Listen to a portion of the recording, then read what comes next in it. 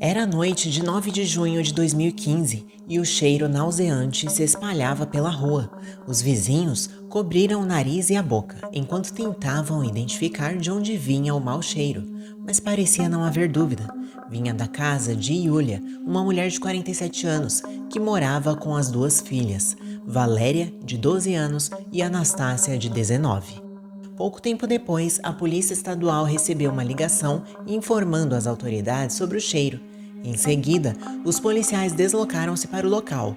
Quando os agentes entraram na casa, fizeram uma terrível descoberta. Olá, pessoal! Bem-vindos ao canal Casos Criminais. Meu nome é Lilian e hoje eu vou contar para vocês o caso de Anastácia Letchenko. Convido você a conhecer os detalhes da história e depois deixar seus comentários sobre o caso. Se você achar o conteúdo interessante e informativo, peço que deixe o like, compartilhe o vídeo e se inscreva no canal.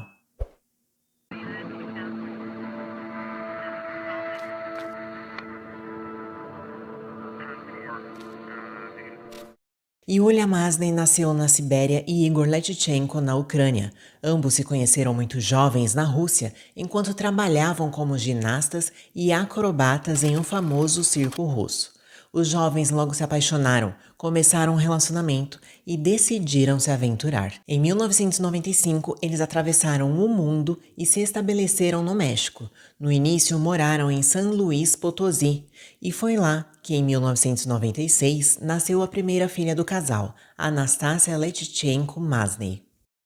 Algum tempo depois, os dois imigrantes conseguiram naturalizar-se no México e, com as habilidades que possuíam, tentaram a sorte como dançarinos independentes. Eles eram tão bons que conseguiram participar de um programa de televisão mexicano chamado New Day, viajando pela cidade do México, onde acabaram se estabelecendo por algum tempo. Anos depois, a família se mudou para Tijuana, a maior cidade do estado mexicano chamado Baixa Califórnia. Após a mudança, no final da década de 90, Igor passou a treinar ginastas no Centro de Alto Rendimento, além de preparar atletas olímpicos de esgrima. Yulia adorava dançar, pois sempre se lembrava de seus bons anos no circo russo, porém, também se dedicou a ensinar o idioma russo na escola. Em 2003, Yulia e Igor tiveram sua segunda filha, Valéria, que nasceu com deficiência múltipla. Os médicos chegaram a dizer que a menina não desenvolveria a fala e que, muito provavelmente, também não conseguiria andar. Os anos seguintes foram muito difíceis para o casal, pois Valéria precisou de muita atenção e muitas visitas a diversos especialistas. Yulia concentrou toda a atenção e tempo em Valéria, o que acabou distanciando-a de Anastácia e de seu marido. A relação entre o casal se deteriorou e eles decidiram se separar. Anastácia, a filha mais velha, decidiu ficar com a mãe, porém a desunião dos pais e a superproteção da mãe para com a irmã mais nova a irritaram mais do que todos pensavam. A infância de Anastácia foi muito comum. Ela ia para a escola, se divertia como qualquer outra menina da sua idade, gostava de ouvir música e às vezes reclamava por ter que arrumar o quarto. Com o passar dos anos e o crescimento de Anastácia, seu relacionamento com a mãe tornou-se mais difícil. A adolescente tornou-se rebelde e seu humor mudava com frequência, embora ela quase sempre estivesse mal-humorada, e as brigas entre mãe e filha tornaram-se mais constantes. Em 2010, a adolescente ingressou no ensino médio e, aos 14 anos, Anastácia experimentou drogas pela primeira vez. Ela começou com maconha e depois passou para metanfetamina.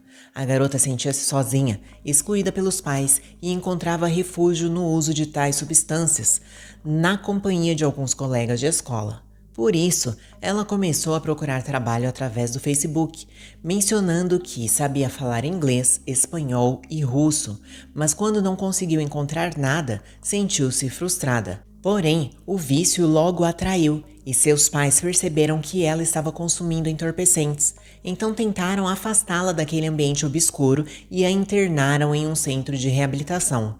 Mas foi apenas por pouco tempo, porque Anastácia insistiu em continuar vivendo à beira do abismo. Em 9 de fevereiro de 2015, Anastácia saiu de casa sem avisar os pais. Por esse motivo, sua mãe, Yulia, registrou uma denúncia de seu desaparecimento.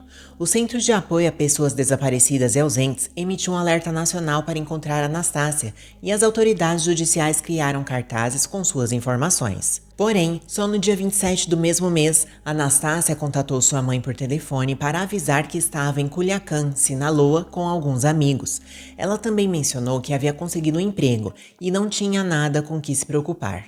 Na verdade, Anastácia havia mentido para a mãe, pois não trabalhava e morava com outros jovens que usavam drogas diariamente. Por isso, a garota estava mais do que viciada naquele inferno. Alguns meses depois, Anastácia voltou para casa com a mãe e a irmã mais nova, mas as brigas e problemas entre elas não terminaram, pois o ressentimento da adolescente em relação a elas ardia em seu peito. Muitas vezes, a garota era vista agindo de forma estranha. Inclusive nas redes sociais, ela chegou a postar fotos perturbadoras de uma mulher com uma corda em volta do pescoço, engolindo comprimidos. Uma pessoa na rede social chegou a questionar o motivo de tal postagem, ao que Anastácia respondeu: "Porque não estou sã". Aos poucos, ela foi deixando sinais do seu comportamento, parecia inquieta e desesperada. Inclusive, afirma-se que ela passou a guardar em seu quarto bitucas de cigarro que colocava em potes de café, além de sempre ter sido vista sob o efeito de entorpecentes. Mas todo esse comportamento teria uma explicação.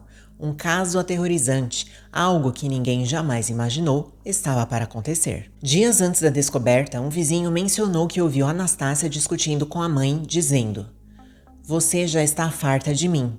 Eu vou te matar". Por volta das 9 horas da noite, ouviu gemidos e gritos, mas não deu muita importância, pois segundo ele, isso era constante, além de muitas vezes ele não entender o que diziam, já que elas conversavam em russo. Depois daquela briga, Anastácia foi passear na praia, fumou vários cigarros, sentou-se na areia e chorou por vários minutos. Lembrou-se com saudade dos momentos agradáveis que passou com os pais naquele lugar, apreciando o mar. Agora, tudo isso lhe parecia tão distante e estranho que ela adormeceu. No dia seguinte, domingo, 7 de junho de 2015, quando Anastácia acordou, foi para casa. Estava com muita raiva e a expressão em seu rosto não conseguia esconder o que sentia.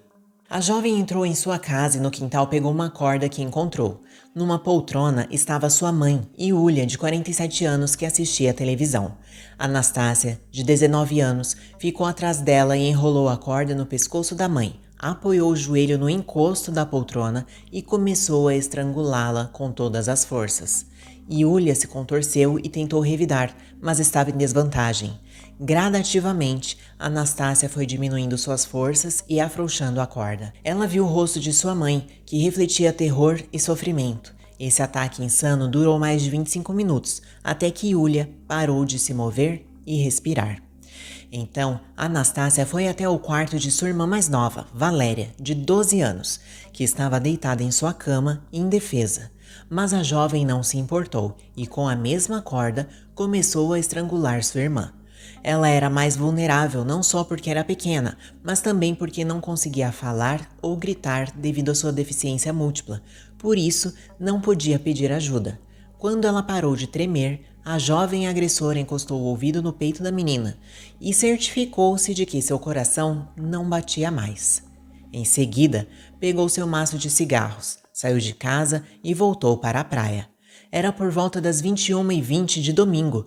Fazia muito calor, mas poucas pessoas caminhavam na rua. Seu coração batia forte por causa da adrenalina. Ela correu à beira-mar por vários minutos até não aguentar mais e desabar na areia. Acendeu um cigarro e ficou observando as estrelas por muitos minutos.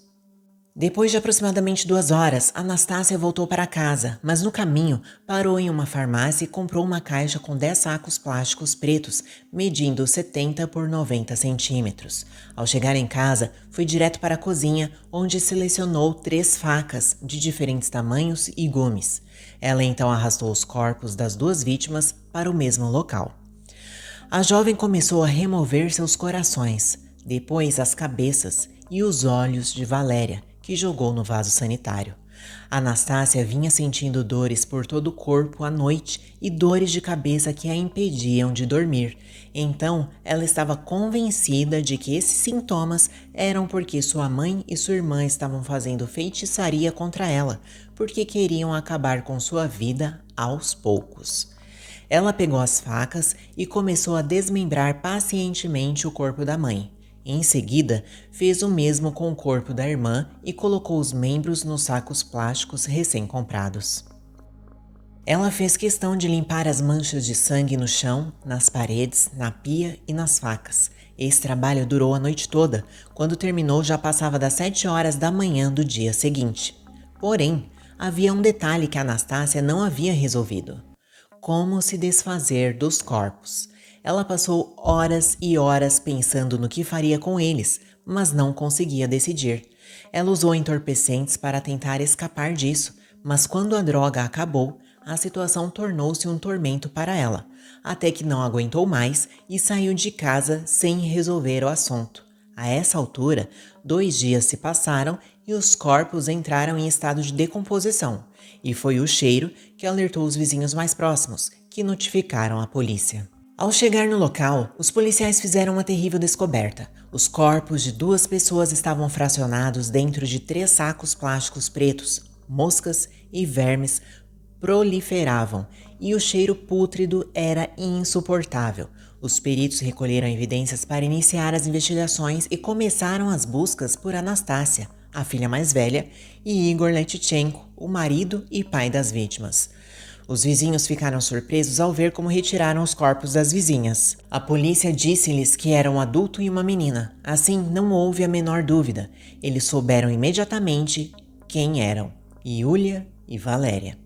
Na quinta-feira, 11 de junho, agentes da polícia de Tijuana descobriram o paradeiro de Anastácia, que estava na casa de uma amiga a quem havia contado tudo. E foi a própria amiga que fez uma ligação anônima para a polícia, denunciando também 2 corpos ensacados em uma casa no bairro Jardim do Sol e também o paradeiro da suposta autora. Após ser presa, Anastácia declarou ao Ministério Público que assassinou a mãe e a irmã, porque estas queriam matá-la usando a prática de feitiçaria. Por isso, ela argumentou que pesquisou na internet como acabar com bruxas e descobriu que as bruxas tinham que ter seus corações retirados e seus membros cortados, para que seus feitiços deixassem de fazer efeito, além do fato de que uma voz horrível em sua mente lhe mandava acabar com elas. Por outro lado, Igor Letchenko disse ao Ministério Público que já não vivia com a mulher e as filhas há algum tempo, mas que as via com frequência, embora reconhecesse que o caráter de Anastácia tinha mudado muito nos últimos anos, à medida que ela se tornou muito agressiva e estava de mau humor quase o tempo todo. A jovem foi submetida a vários interrogatórios, primeiro por investigadores da Procuradoria-Geral, depois pela Unidade de Homicídios e, por último, pelo pessoal do consulado russo, a quem respondeu: "Já te contei 1000 vezes como tudo aconteceu, me deixe em paz." No entanto, apesar da confissão de Anastácia, o Ministério Público indicou que não havia flagrante nem elementos suficientes para mantê-la detida, pelo que, após prestar depoimento, Anastácia Letchenko, de 19 anos, foi libertada. A indignação e a consternação da sociedade foram expressas. Os cidadãos não conseguiam compreender como uma assassina confessa poderia permanecer livre. Porém, quando a juíza criminal responsável pela libertação de Anastácia foi questionada sobre o assunto, ela respondeu: "Não fujo da minha responsabilidade, faço o meu trabalho. O Ministério Público me entregou um processo de investigação incompleto. Faltam pareceres ministeriais que não foram cumpridos. Portanto, não tenho elementos suficientes para prender Anastácia." Somente em 19 de junho foi emitido o mandado de prisão contra a acusada. Nesse mesmo dia, ela foi presa quando passeava com alguns amigos em um parque. Enquanto isso, na segunda-feira, 22 de junho, foi celebrada uma missa em homenagem às vítimas, Yulia e Valéria, na Igreja Santa Maria Estrela do Mar, em Enseada, muito perto de onde moravam. Lá a mídia entrevistou Igor, que mencionou que queria ajudar sua filha em relação ao vício em drogas. Na sexta-feira, 26 de junho, Anastácia foi transferida para a prisão de La Mesa, em Tijuana, onde foi processada pelo crime de homicídio agravado por vínculo e relação com a vítima.